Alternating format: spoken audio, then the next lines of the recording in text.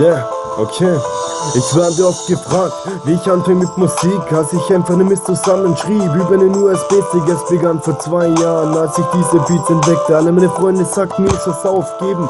Und ich denkte, ach redet nur, ich muss euch nichts beweisen. Werde auf eure Meinung scheißen, doch ihr könnt mich alles heißen.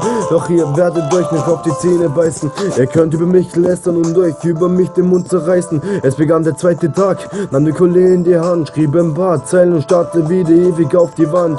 Ich schrieb die 2. Zeile, ich schrieb über die Welt, wie sie untergeht, wegen dem System und dem Geld. Ich war genau im Takt und hab es mal verkackt. Hab ich neu begonnen, hab mir nichts gedacht und gelacht. Zerknüllte diesen Zettelbeat, stellte ich zurück, stellte ihn auf Anfang und schrieb einfach weiter wie verrückt. So ging es immer weiter, etwa ein halbes Jahr. Leute kamen an und sagten, ich sei ein kleiner Star. Das gab mir Mut, Motivation. Ich war begeistert und kackte aus so Promo-Aktionen. Ich schrieb über mein Leben, über das ich erlebe, über die Meinung der Menschheit und über diese vielen Tränen. Ich will mal wieder weiter, denn ich dachte zu oft, ich werde scheitern. Ich ging immer einen Schritt nach oben auf diese Leiter.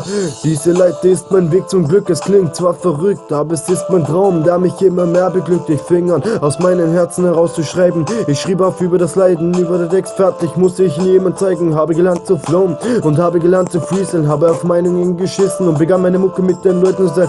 Schreiben über das Handy aufnehmen und gleich online stellen. Nächsten Text beginnen, was erleben und durch die City rennen, nach Hause kommen, Beat über die Anlage anschließen, Kuli bereit machen, um meine Zeilen auf das Blatt zu schießen. Ich saß zu Hause, hab meine Zeilen auf das Blatt gebracht, während die Party gemacht hab. Samstagnacht.